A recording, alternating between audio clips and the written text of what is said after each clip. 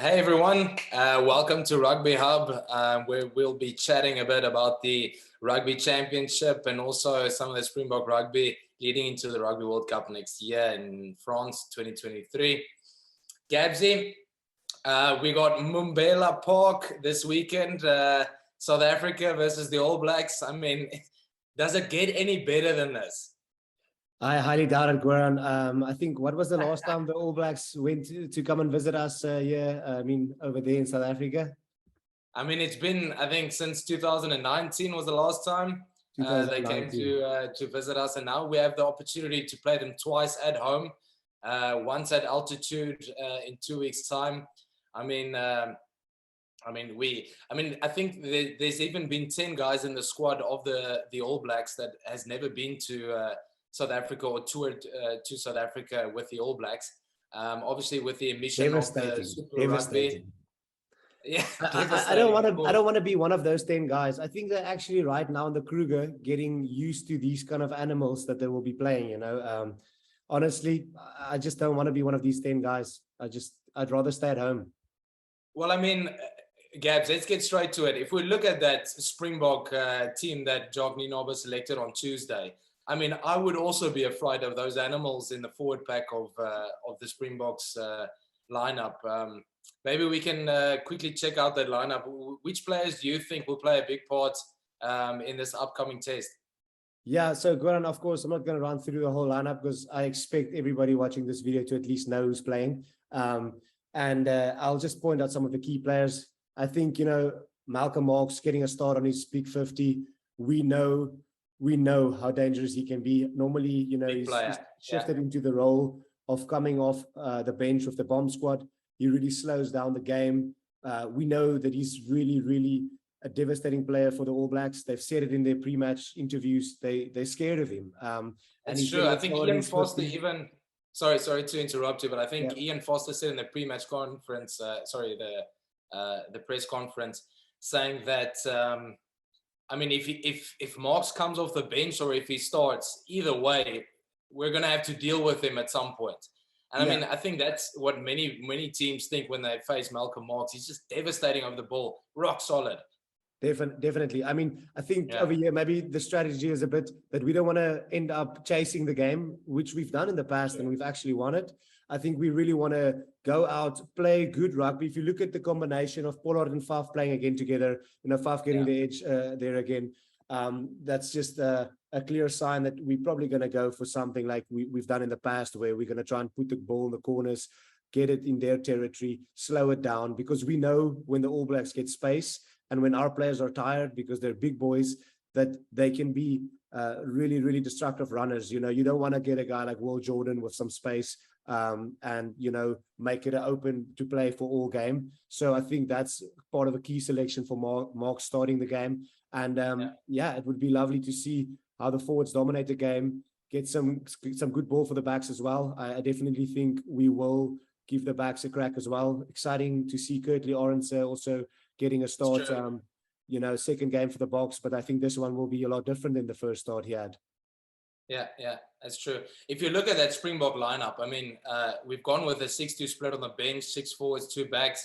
I don't think we've played against the All Blacks with that sort of combination. Do you think we're going to go for a more conservative approach in terms of kicking high balls, really trying to squeeze New Zealand with those set pieces, which actually New Zealand has been struggling with? I mean, they lost 4 out of their last 5 games. Do you think that's where Jock Nienaber and Rassie Erasmus is going to look to actually put the nail into the coffin? If I may answer that question with just starting off to say, Rassie and Jock both has some coaching experience in Ireland. I think they are definitely going to take a few notes what the Irish has done well on attack, what has been done well on defense. Definitely that's going to play a role. I mean, the 6-2 split is a clear indication that, we'll go for the same kind of setup we've been going with for quite some time when it was up for the big games. If you look at the World Cup, if you look at some of the Irish Lion games, that's the team that can really be destructive. This game plan has been working for us, but nevertheless, you also see players like Sia running in a wide channel, a guy like Eben Etzebeth taking a flat ball. So it's not just like the boring old forwards take the hit rugby. I think we're really mixing it up, and that's what Jock and Rassie has brought to the game, and I'm super excited to see some exquisite rugby. Exquisite is the word. It's gonna be exquisite. Obviously there's been a lot of backlash on the way that the Boks play, but it's effective. I mean, as soon as we start spreading the ball wide to wide, we know how devastating the All Blacks are on counter-attack. I reckon this weekend they want to keep it tight. They're going to really try and squeeze them with the forwards, hard carries, slow the ball down on defense. I mean, the Boks are going to have to be very accurate. It's good to see Peter Steph back. I mean, he's still getting into form, strong player that he is. And then obviously the bench. I mean, that bomb squad coming off of the bench is just going to be, where do you go if you're a New Zealand player? I mean, you've got this enormous tight five, and then you've got another tight five on the bench that's just going to feast on whatever's left of the stamina that the All Blacks can still have. No, definitely, Goran. I mean, just between the bench, our front row has collected 145 caps between those three players. So I don't know which other team in the world can do that. I just did a quick calculation in my head, of course.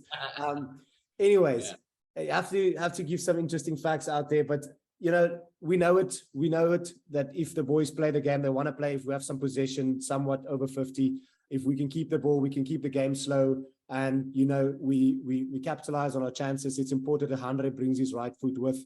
And just want to also say, you know, a shout out to Damien Willems. I think the guy he put up his hand. He's had a few chances and he's played excellent rugby, and he's been all over the media for a reason. So I think it's going to be exciting to see how he performs against the All Blacks with his first start against the All Blacks. And I think big clash between him and Geordie and Will Jordan as well. Damien has a good defensive game. He's played at inside center for the Stormers all year. So I think it's going to be a good game. But talking about Damien Willems, I mean, that guy's been playing with so much confidence in the URC, and that seems to have been carried over into the international sort of setup with the 3 games against Wales. I can't remember if he started all 3 or not, but he's really coming into his own. We all knew he was a very talented player, but then kicking that winning kick in the first game just shows those clutch moments that he absolutely has. Gabs, let's take a look at New Zealand lineup. I mean, the one thing that concerns me, if I'm being sort of looking at it at a New Zealand perspective, is the forwards. Obviously, there has been a lot of scrutiny on Sam Cane, Ian Foster, the coach, and kind of a bit of a reshuffle in the coaching setup there. But you've got Angus Tauvau and George Bauer starting on the front row with Toki Alvo, or what's his name? Something like that. Yeah, I hope he doesn't listen to this podcast. But very physical player, to be honest. Extremely physical. He came off the bench against a France loss to France, New Zealand.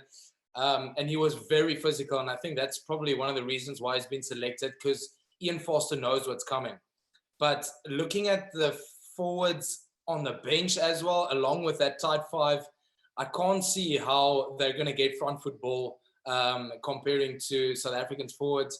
And they have been struggling with the lineouts and the scrums in their previous losses against Ireland and against France. They brought in Jason Ryan from the Crusaders, who's a well-renowned forwards coach. But is he going to be able to turn around in 2 games? I guess that's the question, right? Yeah, I mean, to be honest, I think if you look at the locks, Eben Etzebeth, Louis de Jager, and then you have Peter Steptoe, all those line-out options we have. I mean, I don't know, to be honest, what this Mr. Ryan is going to do about that. I know you told me about his, you know, tremendous defensive record with the Crusaders, but, you know, this is not the Crusaders. This is a bruising All Blacks team. They're playing against the Springbok team with a lot of confidence.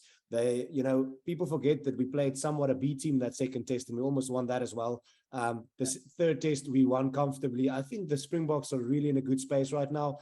And yes, never throw the All Blacks out of the game. You know, you'll be dumb to throw them out of the game. They're probably going to be playing for their coach. They're going to be playing for their own names and their reputation. I think it's one of, you know, their worst streaks in quite some time. And they're desperate for some points. So they will definitely try and walk away with the win. However, I think it's going to be extremely difficult for them to secure, a W on Saturday. Yeah. The thing is, I think you alluded to it now. They're desperate, man. They're desperate. Ian Foster's head is on the chopping block. He selected a team for this weekend to pull it through. You see there Caleb Clark rather coming in. He hasn't played international rugby for quite some time. He's backed Bowden Barrett as well, who's an experienced fly-off. I guess Richie Mwanga is a fantastic fly-off, but at the Crusaders, when he plays there, the forwards always have forward momentum. In this case, it might be a different game. So Jordy Barrett, obviously at fullback, might put the winning kick over again, just like they did in Townsville to break our hearts. But no, I mean, there's a lot going on, Gabs. Yeah, I mean, there's a lot of background noise with the reshuffling of the coaching team there at the All Blacks, getting rid of John Plumtree. Ian Foster has been on a lot of. The New Zealand media has been tearing him to shreds. I mean, it's good for a team to actually tour, because when they tour, they actually escape from that media and the New Zealand media, and they can just spend time with themselves. Like you said, play some golf, go to the Kruger National Park, do all these kinds of things. Can I get one last thing before we get to the predictions? I had a call with Nick Mallet last night, and he told me, the Blue Bulls went up north. The Blue Bulls went up north to beat Ireland in Ireland, and that's not even our best forward pack. And then Ireland goes down to make history in New Zealand.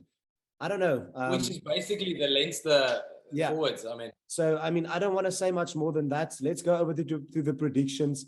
I'm going to ask you to predict first, and then we do that little dream prediction to get that revenge of that 57-0. Okay, but first, let's put it on, okay? We're going to predict points difference, all right, Gabsy? By the way, guys, all those 5 fans of us watching this video, please comment your predictions below, as well as who would you like to see in the starting lineup. Yes. And the person that predicts the right score, we give away a free weekend to Samola, all exclusive, all expenses paid. Paid by Gabriel. No, it's actually going to be paid by the viewers, but just pick a fucking score. Listen, I'm going to go with, I'm going to be a bit brave. Look, the All Blacks are desperate. In Nelspruit at the Lowveld, I'm going to say Boks by 10. I got my heart in this one. I'm willing to bet something, whatever you have got going on there on the bookies. What do you reckon, Gatsy? What do we got? Looking at the bookies, you've got, if you put $100 on South Africa, it's going to pay out 170. If you put $100 on New Zealand, it's going to pay out 210. I can't remember the last time we actually, we've been the favorites like this. But considering that, I'm definitely going to say New Zealand by 15. I just think that the Boks have no chance of winning this. And everything that I just said is obviously complete bullshit. I think it's going to be a good game. And I think you're way too much of a fan of the Boks. I think they're going to make history, and they're going to put up 42 to 28. It's your dream score. How dare you? Disrespect the All Blacks like that. It's my dream team, man. Yeah. So, all right, guys. Well, listen up. Thank you, Gabsy, for joining. Please leave a like on the channel, subscribe, and also put out your comments for the team that you would have liked to see play, as well as your predictions. And then we'll check in again next week after the game on what we have. Thanks so much for joining Rugby Hub, and we'll check in with you soon. Thank you, Goran. Thank you for your time. It's been an honor. Cheers, boys. Cheers, guys.